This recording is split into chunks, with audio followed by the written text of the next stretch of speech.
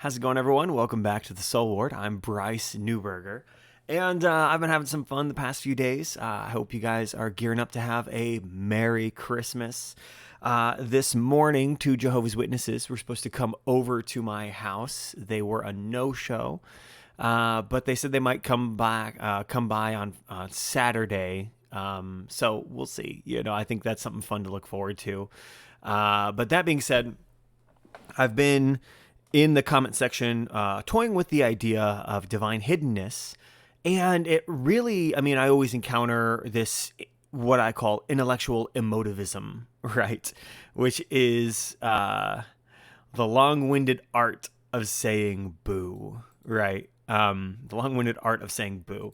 So I want to be clear, though. We're going to use a case study of two atheist interlocutors that I've been dealing with, but the real problem with intellectual emotivism is it is actually not just atheists. It's Christians, it's Catholic, which are Christian, but the Protestants and Catholics can go back and forward.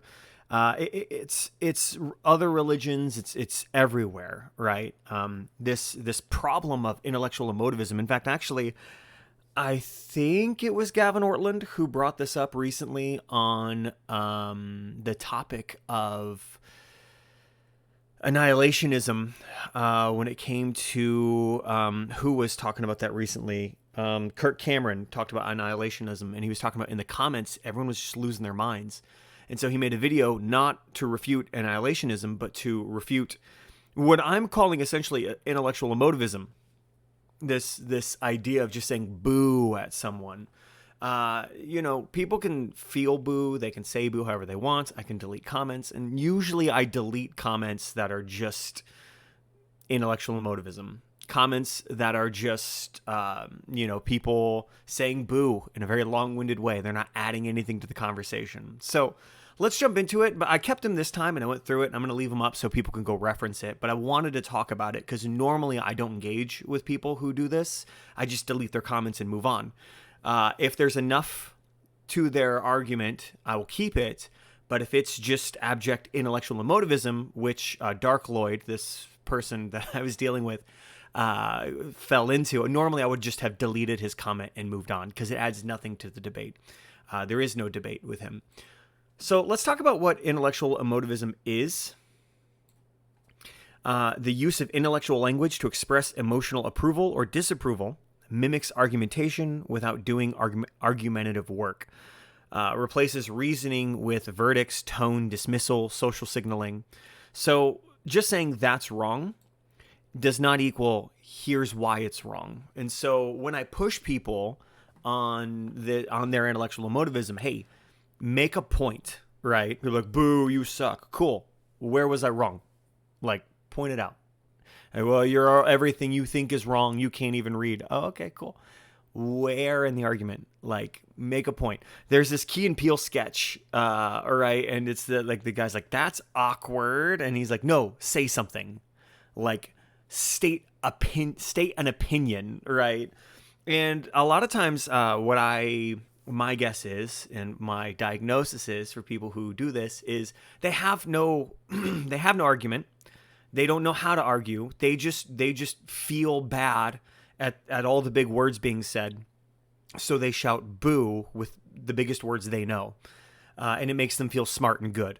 So when you try to track them down, it's, hey, you're not saying anything. Make a point, right? Or move on is, what I told one guy. I'm not bringing that guy up in this video, but so here's how to spot it, and let's go over it. And my recommendation is pearls before swine. Don't engage in this, but I also want to point it out because Christians will do this too. And as Christians, we should not do this. So I feel bad for atheists in their videos who have to deal with this from the Christian side. Or Catholics, who have to deal with it from the Protestant side. And I've been a Protestant who deals with it from the Catholic side. And so I try to call it out and I stand up against it. It is the opposite of intellect. You're just emoting intellect. And the word emotivism, I stole it, right? But, and I'm using it as I will. But I first really encountered it with Alex O'Connor and his moral emotivism, where he's like, when I say murder's wrong, I'm really just saying boo murder. And so intellectual emotivism is like saying you're wrong and just boo you, but there's no engagement with how you're wrong. So intellectual emotivism is present when someone issues conclusions without premises, repeats invalid, bad logic, fallacious, without explanation. Like, oh, that's just a bad argument. Oh, that's bad logic. Oh, that's fallacious. Cool. Where? Help me out, right? Help me out. Where'd I go wrong? Let me see it. So it refuses to grant premises, even conditionally, fixates on tone, definitions, or pedantry to avoid structure. So they'll obfuscate the argument behind other non-issues to avoid making a point and engaging on any sort of topic. Escalates contempt as clarity increases. So the more you push them on, okay, cool, here are 5, here's a 3 premise, structure. Which one of the 3 do you have a problem with? Well, you're just an idiot. You can't read. And so they'll just continue to rile up.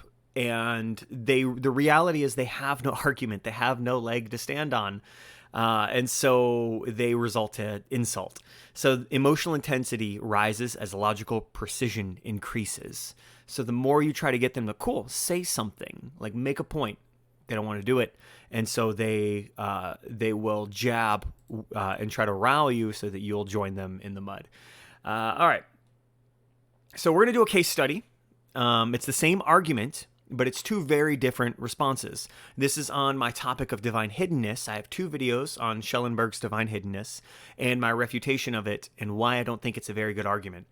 And I can do this with Christian arguments too. For example, I do not like the ontological argument. I think there's room for it among theists to argue which God is the better God.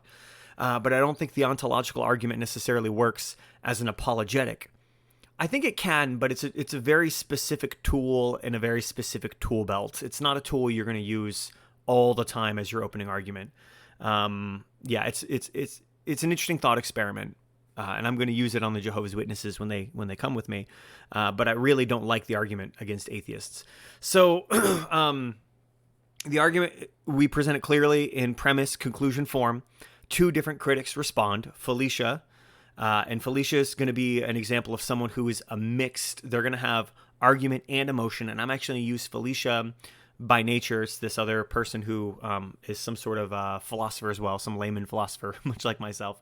I'm going to highlight them as why I thought their comment was good and why I liked it. And then we're going to talk about Dark Lloyd, who is just pure intellectual emotivism. And really, I kept it going just so I could make a video on it. So first, the argument on the table, the quote that I gave them, right, we were going back and forward, but my quotes that I was giving them is, if a perfectly loving God exists, then permanent non-belief without revelation cannot remain. This is a conditional argument, right? So it's a clear premise. It's got a conditional structure. It's refutable in principle. And an argument can actually exist with this, right? So I'm raising up a point. An argument is to raise up points in defense of a position. So I'm making an argument. So we're going to get these 2 different responses. We're going to get Felicia. Here's the real argument for divine hiddenness. Premise 1, premise 2, therefore. So I like it. Felicia was like, here's the premise of divine hiddenness. Like that. That's good. You bring up the premise format and then let's attack it, right? They focused more on Schrodinger's cat, which was kind of a non-argument. It was a anecdote I kind of threw out there metaphorically. And that was really the only problem they had, was that I wasn't using Schrodinger's cat correctly. And they're correct, because I wasn't using Schrodinger's cat. That was not part of my analysis. So Dark Lloyd, though, says that's not a refutation. Your premise is just really bad. So that's nothing, right? That's just saying boo, boo. And so one reconstructs the argument, lays it out. The other issues a verdict. You suck. So we've got this. We've got these. Here, I'll show it here. We've got the arguments here. We've got Felicia by nature up here. Are you serious or trolling? Okay, so because this refutation, in quotes, is so off the rails, I honestly don't know where to start. Okay, so that's intellectual emotivism right there. They're just shouting boo. But they're going to get into some good arguments here. You took a long-standing, academically serious argument that actual philosophers and theologians treat as one of the biggest problems for any loving, interactive theistic God, and you turned it into a cartoon version of itself so you could beat up the scarecrow you built. Shame on you. Again, that's all intellectual emotivism. They're just shouting boo.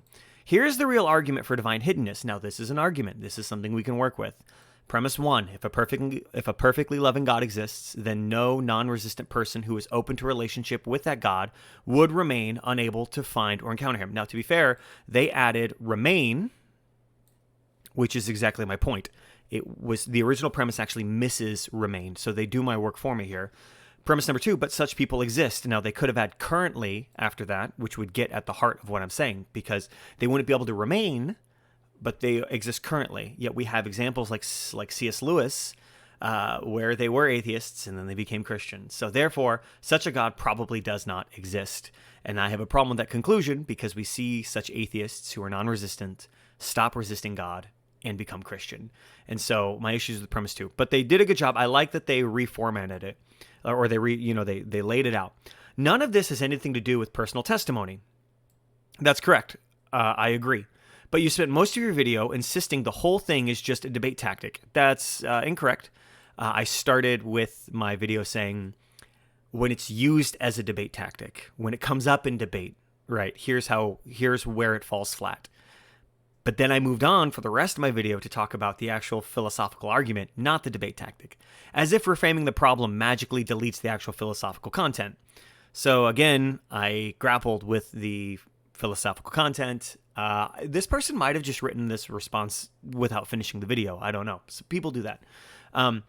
And please stop pretending that someone not landing a rebuttal on a live debate means the issue is solved. Debate performance isn't theological proof. If divine hiddenness were actually solved, we'd see it in peer-reviewed literature, not on a YouTube monologue that can't even state the argument correctly. To be fair, I stated the argument. They laid it out here in a very good way. They even added my point, which was remain. So they did a great job there. And please, okay, Schrodinger's humanity. Now, here we go. I brought up the term Schrodinger's humanity because my point was that when you look at someone's life on a timeline, and you treat them as one entity, then within that entity exists the time before they were saved and the time after they were saved. So treating them at the whole life as one point, you collapse it into a superposition where they're overlapped. So you have the unsaved part of the timeline and the saved part of the timeline existing in one point because you're pointing out that person's entire lifetime. So as a joke, I said Schrodinger's humanity, and I said it like this, kind of like Schrodinger's humanity, with a little laugh, a little chuckle. Now this is where both interlocutors will just go off the deep end. So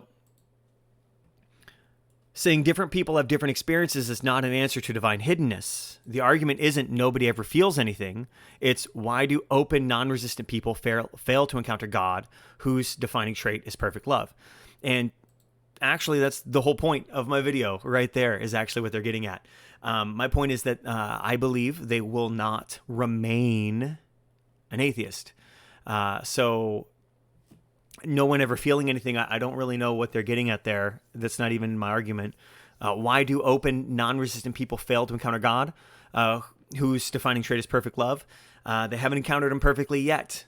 They need time. And as you said in premise 1, they will not remain unable to find. So the belief there is if we grant a perfectly loving God, as premise 1 asks us to grant, then we must assume, per the granted premise, that he is inevitably going to encounter them.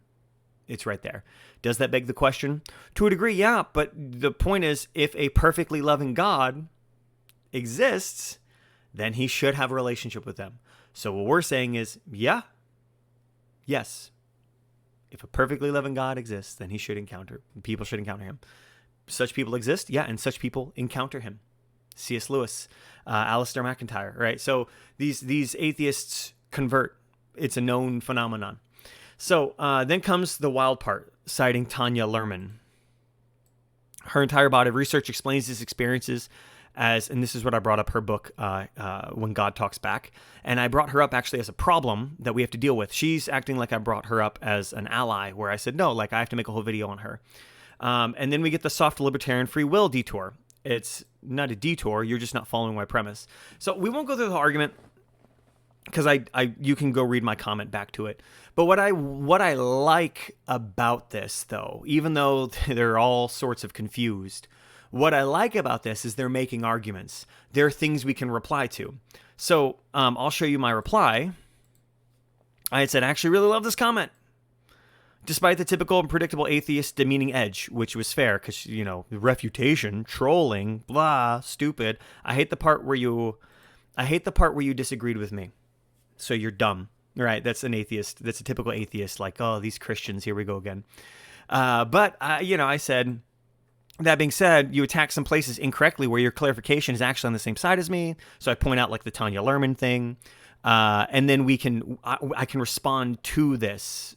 Right, we can go to the premise form, and here I talk about like C.S. Lewis and all of these, atheists who convert, and so I sum up my argument in premise form for them. Now they leave and they never come back.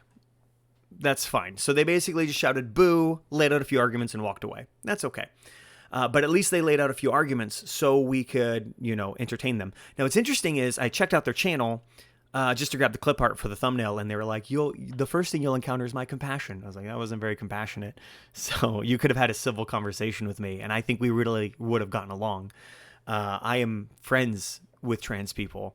I am friends with atheists. So, right, this person's a trans person.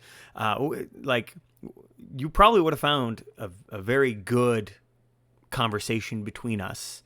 But then we got Dark Lloyd. Now, Dark Lloyd, he comes in and he's just like, that's not a refutation. That's just a bunch of assertions that don't follow at all. Not only do you fail to prove God exists, but premise one is just really bad. A God like that could exist, but doesn't really mean there would be no non-resistant believers upon death. So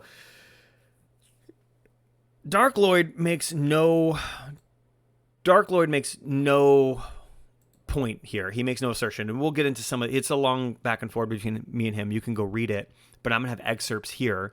But he doesn't make any argument. He doesn't lay out any premise. And when I try to get him to engage with what's going on, he won't do it. He just like, you're dumb, you can't read, as he types to me, and I respond in text form. So we've got this, Felicia gives this mixed mode engagement. What Felicia does right: correctly reconstructs Schellenberg's argument, identifies specific disagreements, targets premise and implication, makes falsifiable claims, something I can push back on, something we can chew on.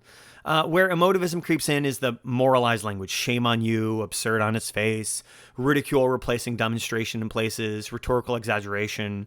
And so my diagnosis is we get a real argument plus emotive surplus, and though she does abandon the argument never to return. So, which just, I think just, when you leave a comment like that and someone replies to it, if you weren't just word vomiting in the comment section, you think you would return.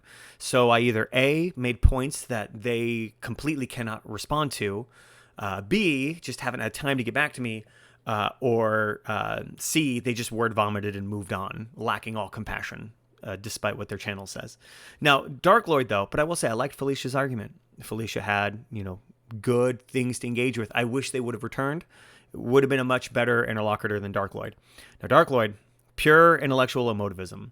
What Dark Lloyd does is he declares the arguments bad, invalid, fallacious. He refuses to grant premises even hypothetically. So premise one is if there's an all-living God. So when I engaged him, I was like, okay, we have granted that there's an all-living God. He's like, I didn't grant anything. It's like, well then, okay, your problem's not with me. It's with Schellenberg. It's his argument. So he never reconstructs the argument accurately. He replaces rebuttal with pedantic correction, insult, dismissal. You can't read. You're obviously dumb. I expected this, blah, blah, blah. And critical moment is when he said, I don't have to grant anything. He gives a verdict without engagement. And in doing so, he actually refutes the very premise that he claims to be protecting. So, which I, jokingly said, welcome to the side of the theist, right? You've refuted Schellenberg in places I wouldn't have. So you're on the side of God here. So the conditional is ignored, refusing the logical frame. I don't have to grant anything. The conditional arguments require premise granting. Refusing it exits the debate. So premise one, if a loving God exists. That's to enter the argument, you have to grant that a loving God exists to begin the thought experiment. And I explained this to him like 3 different times, and he's like, no.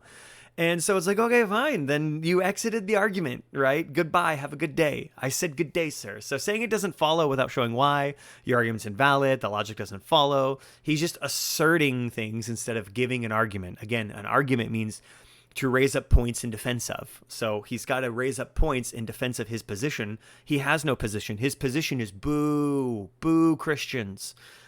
So no contradiction shown, no premise rejected, no inference examined.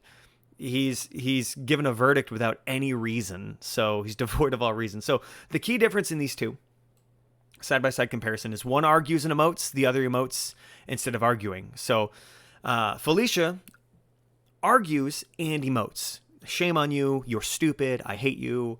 Here's the argument, right? At least we can work with that, right? Dark Lloyd is boo, you, I hate you, and you can't even read, and I'm going to type all these long-winded things to you because you're illiterate. And so Felicia states the argument, targets the premise, can be responded to, even though she doesn't return. Maybe they will, we'll see.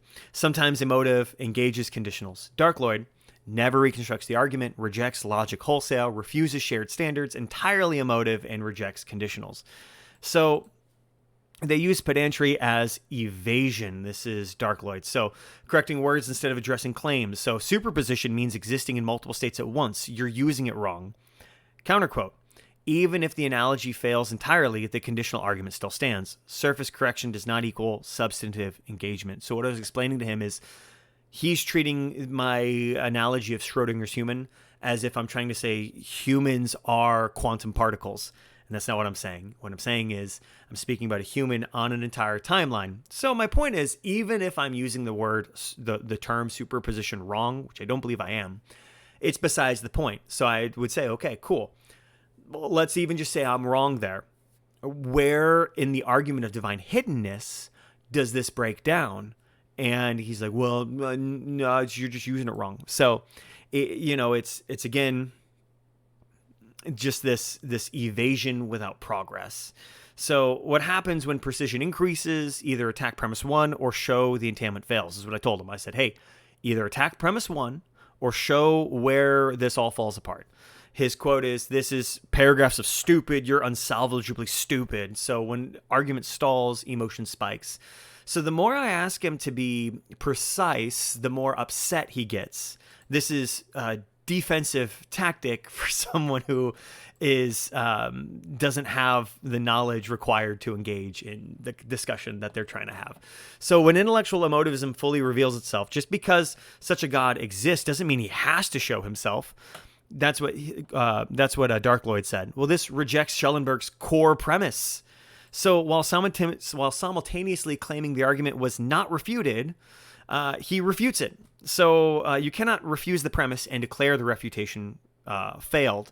This is performative rejection, not critique. So again, he's just shouting boo, and he doesn't even know what he's shouting boo to or why he's shouting boo. So here's a big tell. So the moment the premise is rejected, just because such a God exists doesn't mean he has to show himself, that quote there. This rejects Schellenberg's core premise while claiming the argument was not refuted. This is pure intellectual emotivism. So why this matters? Intellectual emotivism breaks discourse, right? So Christians, right? Catholic, again, I'm sorry, Catholicism, wow. Catholics are Christian. Protestants, Catholics, right? Countrymen, lend me your ears. Don't do this, because you'll go to other videos again on other Christians and just shout boo, and sometimes not even quote scripture. But even if you do quote scripture, you got to quote it within context and quote why you're quoting it and use it as an argument. Otherwise, you're just vomiting. Like, it's like the economy's bad, the world's bad right now. Everyone's all like aggressive. And so people are just looking for a place to vent anger. So they're doing it online. And it just turns the internet into a hellhole. So why this matters: intellectual emotivism breaks discourse, makes disagreement feel like debate when it isn't, punishes precision and rewards posture, collapses shared rational space, leaves no path to resolution. You can't argue with someone who won't say what would count as an argument. You're just loudly shouting boo with a lot of words. So how to end an emotivist exchange? I just responded to Dark Lloyd. Sure. if you say so, winky face, right? It's like, okay, have a good day. So disengagement is not concession when argument has already been refused. So the final piece I want to rest on here is on intellectual emotivism, which is, again, just reframing it for everyone. The practice of issuing intellectual judgments while refusing to engage the logical framework that would make those judgments meaningful. So you're substituting emotion, dismissal, and contempt for reasoning. So Christians, again, love the Lord your God with all your heart, all your soul, and all your mind. Christians forget that one, quite commonly on, internet circles when we're just shouting, boo. Atheists, right? You guys want to claim reason, then use reason, use logic, use your arguments, lean in philosophy. We got a bunch of edgy edgelords out there, being like, I'm an atheist, I hate God. They're very angry, they're very emotional, and they're just going to shout boo very loudly, citing arguments they don't understand. So I like that Felicia had argument and they had emotion. I like that they had argument with their emotion. Felicia, you say on your channel that people can expect compassion. So, watch your tone, right? Like, abide by your own description. Let's keep it peaceful. We could have had a great conversation. You came in, you're a troll. Right, calm down. Well, I think you and I could have had a really productive back and forth. My theory is I really did just abjectly defeat you with my rebuttal, and you're like, well, I lost. I'm just going to move on. That's what I think happened.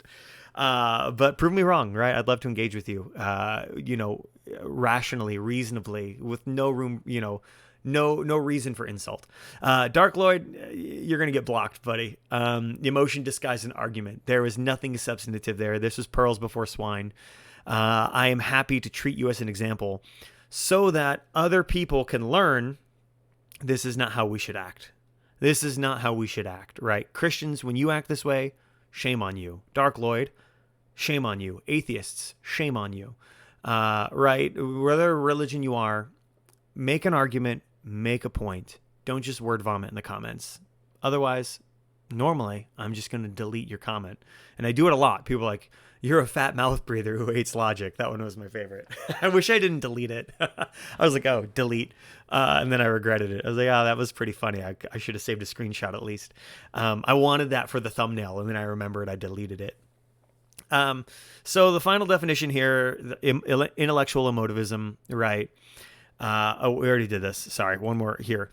So what we just watched, an argument was offered, divine hiddenness. We were engaging with this. One critic engaged it with emotion. One critic rejected the frame itself. Judgment replaced reasoning. Escalation replaced progress. Bottom line is, that's intellectual emotivism. So my closing thought for all of this is when someone insists you're wrong while refusing to say what could count as right, they're not arguing. They're emoting in the register of intellect. So my desire for everyone here is to make valid arguments, engage with reason, right? So I would like to treat my soul ward as the Areopagus, right? Where we are here to, or Areopagus, right? Where we're here to raise points, be heard. I would hope that atheists would actually appreciate the fact that I'm engaging with their arguments, right? So speak reasonably and let's hash it out. If I'm wrong, show me where I'm wrong. Point it out.